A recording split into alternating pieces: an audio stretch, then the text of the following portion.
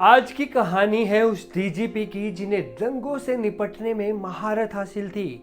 राज्य में कितना भी बड़ा विवाद क्यों ना हो, कितनी भी बड़ी टेंशन क्यों ना हो, शांति कैसे स्थापित करनी है, लॉ एंड ऑर्डर कैसे कायम करना है, उन्हें चुटकियों में सब करना आता था। लेकिन पुलिस के ये सिंघम अपने ही घर में चल रहे विवाद का हल नहीं निकाल पाए और अचानक अब उनकी मौत की खबर ने पूरे देश में सनसनी मचा दी है। आइए इस पूरे कांड की परतें खोलते हैं। नमस्ते, मैं हूं असीम और आप देख रहे हैं एनडीटीवी। कर्नाटक के पूर्व डीजीपी ओम प्रकाश का शव बेंगलुरु में उनके ही घर पर मिला। फर्श पर खून फैला हुआ था, शरीर पर चोटों के निशान थे, जिससे पुलिस अनुमान लगा रही है कि हो सकता है ये हत्या पीट पीट कर की गई हो। और सबसे ज्यादा चौंकाने वाली बात यह है कि इस हत्याकांड में सबसे पहला शक उनकी पत्नी पल्लवी पर जा रहा है। यही वजह है कि बेंगलुरु पुलिस ने पल्लवी को पकड़कर पूछताछ शुरू कर दी है। इसके साथ ही डीजीपी की बेटी को भी हिरासत में लिया गया है, क्योंकि इस हत्याकांड के वक्त ओम प्रकाश की पत्नी और बेटी घर में ही थी। पुलिस के आने पर भी दोनों घर के बरामदे में बैठी हुई मिली थी। आईपीएस अफसर ओम प्रकाश ऐसे थे कि चाहे दंगे हो या कोई झगड़ा, वे तुरंत हल निकालकर शांति स्थापित कर देते थे। अब ये बड़ा सवाल है कि वे अपने ही घर में झगड़े को क्यों नहीं सुलझा पाए, जबकि उनके घर के झगड़ों के बारे में आसपास के लोगों के साथ साथ बड़े पुलिस अफसरों को भी पता था। पुलिस का कहना है कि जब से ओम प्रकाश रिटायर हुए थे तभी से उनकी और उनकी पत्नी पल्लवी की आपस में नहीं बन रही थी।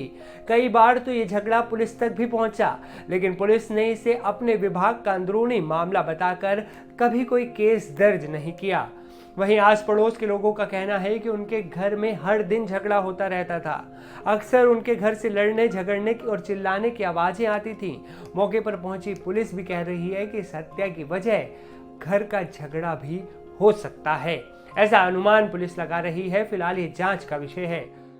It looks like from the initial information that is there that things may be internal in nature, but we are still to. But still, we see all these things will take time to be determined. But yes, every single aspect that will be ensured to be looked into, and then only we'll be in a position to tell exactly what exactly happened. It seems that some sharp weapon has been used because there's a lot of blood loss, because of which that it seems the death has happened.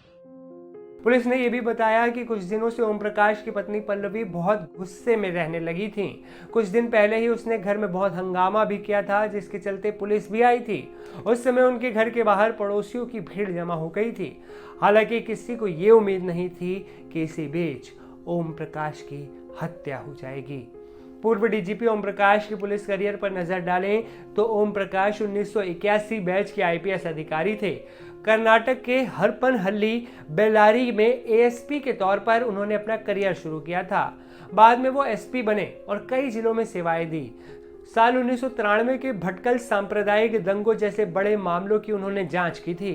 इसके बाद वे DIG प्रशासन, DIG northern range, DIG training और DIG fire force भी बने। उन्होंने CID में भी काम किया था। वे ट्रांसपोर्ट कमिश्नर के पद पर भी नियुक्त हुए थे। बाद में उन्हें अपराध और तकनीकी सेवाओं के लिए एडीजीपी नियुक्त किया गया। शिकायत एवं मानवाधिकार प्रकोष्ठ के भी वो एडीजीपी रहे। मतलब ये कि उन्हें जो भी जिम्मेदारी दी गई उन्होंने उसे बखूबी निभाया।